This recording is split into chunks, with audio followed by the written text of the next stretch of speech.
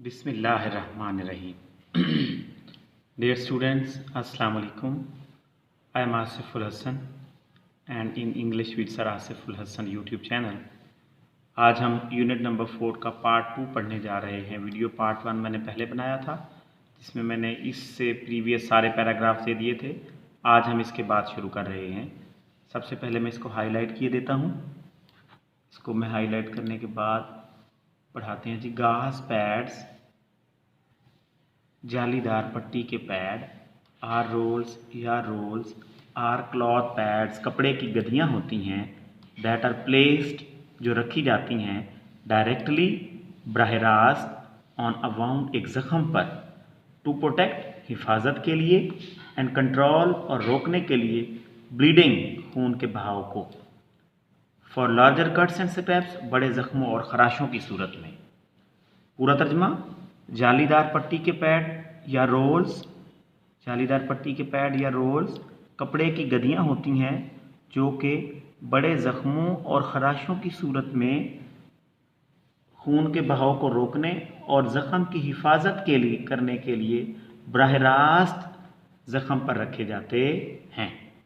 जालीदार पट्टी के पैड या रोल्स कपड़े की गद्दियाँ होती हैं जो बड़े ज़ख्मों और खराशों के लिए, ये बड़े ज़ख्मों और खराशों के लिए आगे हिफाजत की खातिर या हिफाजत के लिए और खून के बहाव को रोकने के लिए बराह रास्त ज़ख़म पर रखे जाते हैं। यू विल नीड आपको ज़रूरत पड़ेगी, एडहेसिव टेप चिपकने वाली टेप की, आपको चिपकने वाली टेप की ज़रूरत पड़ेगी, टू कीप रखने के लिए, द गाज जालीदार पट्टी को, इन प्लेस अपनी जगह पर, यानी ज़ख़म वाली जगह पर। आपको जालीदार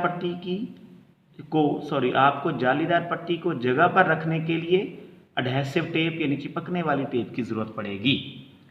इन एन एमरजेंसी एक हंगामी सूरत हाल में, आ क्लीन क्लॉथ एक साफ़ कपड़ा, हैंड टॉल हाथ दस्ती तौलिया, क्लीन टी शर्ट साफ़ सुथरी टी शर्ट या धुली हुई T shirt, can be used इस्तेमाल की जा सकती है, टू कवर ढांपने के लिए, द वॉन्ड ज़ख़म को। हंगामी सूरत हाल में यानी जिस सूरत हाल में आपके पास ना पट्टी हो, ना कोई जालीदार गाज रोल कुछ भी ना हो, ना कोई बैंड एड प्लास्टर कुछ ना हो, तो फिर क्या है, हंगामी सूरत हाल में ज़ख़म को ढांपने के लिए एक साफ़ कपड़ा, दस्ती तौलिया और साफ़ टी शर्ट इस्तेमाल की जा सकती है। उसके बाद नेक्स्ट है जी एंटीसेप्टिक वाइप्स। एंटीसेप्टिक जरासीम कश वाइप्स कपड़े के गीले तर कपड़ों को कहते हैं। जरासीम कश कपड़े के टुकड़े, अल्कोहल स्वैब्स अल्कोहल से तर कपड़े के टुकड़े यानी सिपरेट से धुले हुए या सिपरेट से तर अल्कोहल सिपरेट को कहते हैं, सिपरेट से तर कपड़े, एंड कॉटन वूल और कपास या रुई, मतलब पूरा जरासीम कश कपड़े के टुकड़े, अल्कोहल से तर कपड़े के टुकड़े और नरम रुई। Safety pins and tweezers, safety pin बक्सुए और चिमटियाँ या चिमटी, बक्सुए और चिमटियाँ। सीजर्स कैंची को कहते हैं।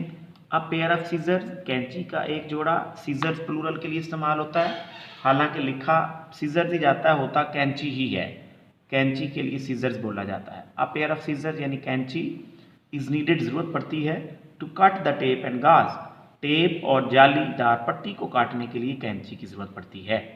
उसके बाद है जी, इसको हम पढ़ते हैं लेटेक्स ग्लव्स। ये आ गया, इसको हम पढ़ लेते हैं क्योंकि ये थोड़ा इम्पोर्टेंट है, मकसद थोड़ा सा हमें टफ सा है, बच्चे इसको भी ट्रांसलेट करते वक्त परेशान होते हैं। लेटेक्स ग्लव्स, इसको मैं हाईलाइट किए देता हूँ। लेटेक्स ग्लव्स का मतलब होता है रबड़ के दस्ताने। लेटेक्स ग्लव्स रबड़ के दस्ताने आर ऑलवेज गुड आइडिया, हमेशा अच्छा तस्वुर किए जाते हैं, ख्याल किए जाते हैं, स्पेशली ख़ास तौर पर इफ़ यू आर डीलिंग अगर आप काम कर रहे हैं, अगर आप नबर्द आजमा हो रहे हैं, विद बॉडी फ्लूइड जिस्म की रतूतों के साथ, फ्रॉम अ स्ट्रेंजर एक अजनबी की। पूरा तर्जमा, रबड़ के दस्ताने हमेशा अच्छा ख्याल किए जाते हैं जब आप किसी अजनबी के जिस्म की रतूतों के साथ निबर्द आजमा हो रहे हों, यानी जब आप किसी अजनबी के जिस्म की रतूतों पर काम कर रहे हों तो रबड़ के दस्ताने अच्छे तस्वुर किए जाते हैं।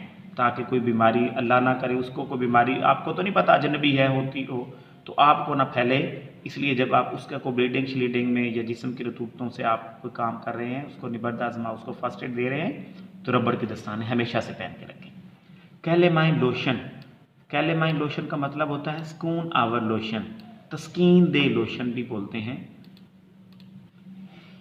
स्कून आवर लोशन, कैलेमाइन लोशन, स्कून आवर लोशन इज़ यूज्ड, इस्तेमाल किया जाता है फॉर सूदिंग, तस्कीन के लिए, सूदिंग तस्कीन के लिए, सनबर्न धूप की जलन से, एंड स्टिंग्स और डंग से, डंग जब कोई पूंछ यानी भीड़ शहद की मक्खी डंग मार ले या कोई चीज़ डंग मारती है तो उसे स्टिंग्स। पूरा तर्जुमा इसका होगा धूप की जलन और डंग से तस्कीन के लिए तस्कीन आवर यानी स्कून आवर लोशन या कैलेमाइन लोशन इस्तेमाल किया जाता है। फिर से बोलूँगा, धूप की जलन और डंग से तस्कीन के लिए स्कून आवर लोशन इस्तेमाल किया जाता है। उसके बाद है जी क्लिनिकल थर्मामीटर, फिर है जी ये थर्मामीटर जिससे हम टेम्परेचर चेक करते हैं उसकी बात हो रही है। एनाल्जेसिक टैबलेट्स, एनाल्जेसिक का मतलब होता है दर्द ख़त्म करने वाली गोलियाँ, एनाल्जेसिक टैबलेट्स दर्द ख़त्म करने वाली गोलियाँ, सच एज एस्प्रिन और पैरासीटामोल, जैसा कि एस्प्रिन और पैरासीटामोल। तो ये सारा यूनिट था आपका, ये ऑल अबाउट यूनिट नंबर 4 जो आपने पढ़ा डियर स्टूडेंट्स। उम्मीद करता हूँ आपको इसकी समझ आई होगी। ट्रांसलेटेड बाय सर आसिफ उल हसन, मैंने इसे ट्रांसलेट किया और आसान वे से पढ़ाने की कोशिश की।